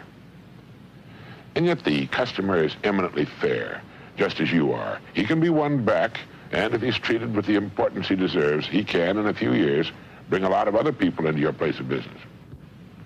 Now, let me tell you something you may not have thought about. If you got in your car and started driving across the country, you'd pass many thousands of businesses, from small restaurants, drugstores, grocery stores, and gas stations to great sprawling corporate complexes covering hundreds of acres and employing thousands of people. By simply looking at each one, you can tell how they're treating the boss. Did you know that your rewards are in exact proportion to your service? Well, that's right. We're paid exactly what we earn, but no more. And you can tell by looking at any business exactly what it has earned by seeing what it has. And it's the same with people. We get back exactly what we earn, but not a penny more. And this, again, is just the way it should be. A person might be underpaid for a while, but the scales of life balance eventually. And he will, in the end, receive just what he's earned. There are, of course, two ways in which we're paid for what we do. One is tangible in the form of money, and the other is intangible, but just as important. To many, it's more important. This latter form of payment comes in the form of inner satisfaction and in the form of joy as a result of accomplishment. It also comes in the form of satisfaction in position, in the standing it gives us. So each of us is paid in these two ways, money and satisfaction. There's a simple way to increase both of these forms of income, money as well as in inner satisfaction, and you'll be able to spend and feel the results. First, I want you to understand completely the great law which lies as the foundation of all life, business and personal. It is that our rewards in life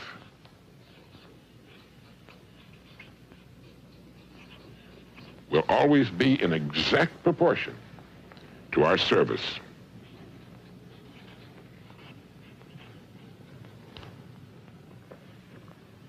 The more you think about this and observe people in business, the more you'll see the undeniable truth of it. Now try as best you can to estimate the proportion of your total ability you have been giving to your work. I don't think anyone gives 100%. I don't think it's possible to give 100%, day in and day out. I know I don't. But estimate what you consider to be the percentage you have been giving to your work. Would you say it's been 30%, 50%? Anyway, try to decide. Now, since your rewards will be an exact proportion to your service, well, you can increase your income, both financially and from an inner satisfaction standpoint, simply by narrowing the distance between what you have been giving to your work and the 100%, which it may be said you could give under ideal conditions. Now, you don't have to ask for a raise. The income will appear of its own accord and at the right time. You may want to question this, but try to take my word for it. Now, the second point I want to make is this. If you begin to do your work better than you've ever done it before, you will immediately begin to receive incalculably more inner satisfaction. You'll also find what may have been a boring or uninteresting job will take on new meaning and interest. No matter what it is you do during the entire working day, try in every case to do a little more than you have to, more than you're being paid for, because unless you do more than you're being paid for now, you can't justify an increase in pay. And the third point I want to make is this. Each of us is interdependent. As I pointed out earlier, other people pay our salaries, buy our homes, clothe, feed, and educate our children. Therefore, we depend on others for our very lives, just as they depend upon us. Now, if we expect others to give us excellent service and fine products for the money we spend, doesn't it make good sense that we should treat them the same way? Every hour spent at our work should be spent in the attempt to give the best of which we're capable. A baker's dozen for the money our company's customers spend for our products and services, and with which our salaries are paid. A person who tries to get the maximum return for the minimum of effort is only kidding himself. Sooner or later, the scales will balance. They must, for that's the law, whether we like it or not. This kind of individual actually shrinks as a person, as a human being, and he has no real place in a dynamic and swiftly changing world. And the fourth point is to try each day to find some way in which the work you're doing can be improved. Now, here again, you're guaranteeing an increase in your income in both categories. We all know that the cynics will laugh at this. I know them, you know them. But I don't know one who could be said to be doing well, do you? I know lots of men and women who are at the top of their fields who live their lives every day in the way I've suggested. Rather than go along with someone who's never proved in his own life that he knows what it's about, I'd prefer to believe the one who said, "As ye sow, so shall ye reap." I feel, as I'm sure you do, that he was more qualified to speak than the know-it-all who's behind in his installment payments. Anyway, it's worth a test. If you follow my suggestion for the next year, you'll be a different person, living a rich, rewarding, and meaningful life. 4 things, all of them simple. 1, remember that our rewards in life will be an exact proportion to our service. 2, by giving your work a larger percentage of your capabilities and talents, you must increase your income substantially. 3, since our lives depend on others, treat others in every facet of your life exactly as you want others to treat you. If you expect others to give you excellent products and services for the money you and your family spend, then you should make certain that your job is handled excellently, since it's the money of others which pays your salary.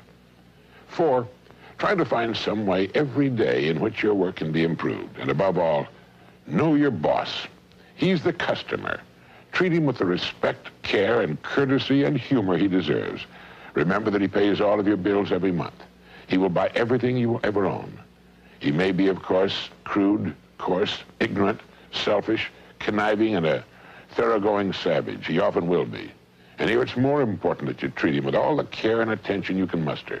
If you don't, and if you permit his attitude to affect yours, you're admitting that he's the stronger person.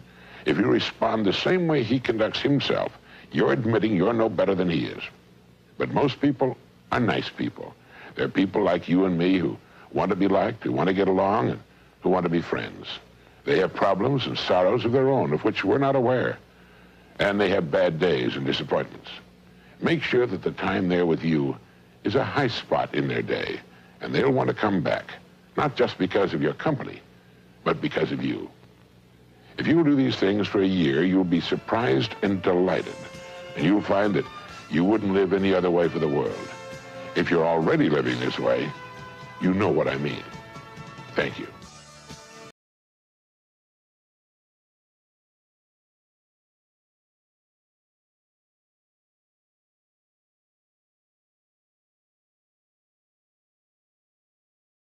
Earl Nightingale. I'd like to tell you about the strangest secret in the world. Some years ago, Albert Schweitzer, the great doctor and Nobel Prize winner, was being interviewed in London, and a reporter asked him, "Doctor, what's wrong with men today?"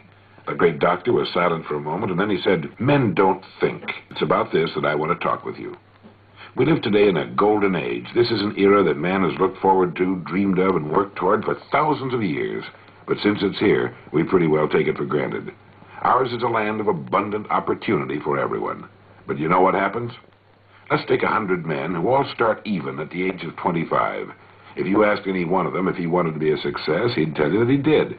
And you'd notice that he was eager toward life. There was a certain sparkle to his eye, an erectness to his carriage, and life seemed like a pretty interesting adventure to him. But by the time these 100 men reach the age of 65, only 5 will have made the grade. Only 5 are successful. When we say only 5% achieve success, we have to define success, and here's the definition. Success is the progressive realization of a worthy ideal. If a man is working toward a predetermined goal and knows where he's going, that man is a success. If he's not doing that, he's a failure. Success is the progressive realization of a worthy ideal. Rollo May, the distinguished psychiatrist, wrote a wonderful book called Man's Search for Himself. And in this book he says, the opposite of courage in our society is not cowardice, it's conformity. A survey was made one time that covered a lot of men, working men, and these men were asked, "Why do you work? Why do you get up in the morning?" 19 out of 20 had no idea. They simply said, everyone goes to work in the morning, and that's the reason they do it, because everyone else is doing it. And there you have the trouble today. It's conformity. People acting like everyone else without knowing why, without knowing where they're going. Now, we learn to read by the time we're 7. We learn to make a living by the time we're 25. Usually, by that time, we're not only earning a living, we're supporting a family.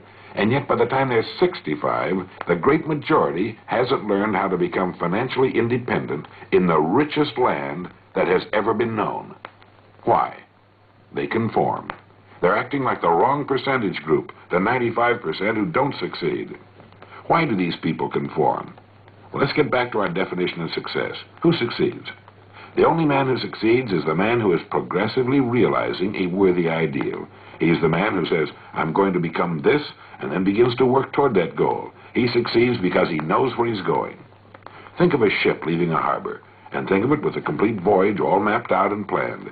The captain and crew know exactly where the ship is going and how long it will take. It has a definite goal, and it will reach that goal. Now let's take another ship, just like the first, only let's not put a crew on it, or a captain at the helm. Let's give it no aiming point, no goal, no destination. We just start the engines and let it go. I think you'll agree with me that if it gets out of the harbor at all, it will wind up on some deserted beach, a derelict. It can't go anyplace because it has no destination and no guidance. And it's the same with a human being. I'll tell you who the successful people are. A success is the school teacher who's teaching school because that's what he or she wanted to do. The success is the woman who's a wife and mother because she wanted to become a wife and mother and is doing a great job of it. The success is the man who runs the corner gas station because that's what he wants to do. The success is the successful salesman who wants to become a top-notch salesman and grow and build with his organization. A success is anyone who is doing deliberately a predetermined job because that's what he decided to do deliberately. But only 1 out of 20 does that. That's why today there really isn't any competition unless we make it for ourselves. Instead of competing, all we have to do is create. For 20 years, I looked for the key which would determine what would happen to a human being. Was there a key, I wanted to know, which would make the future a promise that we could foretell to a large extent? Was there a key that could guarantee a person's becoming successful if he only knew about it and knew how to use it? Well, there is such a key, and I've found it. Here's the key to success and the key to failure. We become what we think about. Now let me say that again. We become what we think about. Throughout all history, the great wise men and teachers, philosophers and prophets have disagreed with one another on many different things. It's only on this one point that they're in complete and unanimous agreement. Buddha said, All we are is what we've thought about. Marcus Aurelius said, "A man's life is what his thoughts make of it." Disraeli said, "Everything comes if a man will only wait." I've brought myself by long meditation to the conviction that a human being with a settled purpose must accomplish it, and that nothing can resist a will that will stake even existence for its fulfillment. Ralph Waldo Emerson said this, "A man is what he thinks about all day long." William James said, "The greatest discovery of my generation is that human beings can alter their lives by altering their attitudes of mind." And George Bernard Shaw said, "People are always blaming their circumstances for what they are. I don't believe in circumstances. The people who get on in this world are the people who get up and look for the circumstances they want, and if they can't find them, make them." Well, it's pretty apparent, isn't it? We become what we think about. It stands to reason that a person who's thinking about a definite and worthwhile goal is going to reach it, because that's what he's thinking about, and we become what we think about. Conversely, the man who has no goal, who doesn't know where he's going, and whose thoughts must therefore be thoughts of confusion and anxiety and fear and worry, becomes what he thinks about. His life becomes one of frustration, fear, anxiety, and worry. And if he thinks about nothing, he becomes nothing. You see, the human mind is the last great unexplored continent on Earth. It contains riches beyond our wildest dreams. It will return anything we plant in it. Now, you might say, but if that's true, why don't people use their minds more? Why don't they till their fertile mental soil? We have the answer to that, too. Our mind comes as standard equipment at birth. It's free, and things that are given to us for nothing we place little value upon. Things that we pay money for, we value. The paradox is that exactly the reverse is true. Everything that's really worthwhile in life came to us free.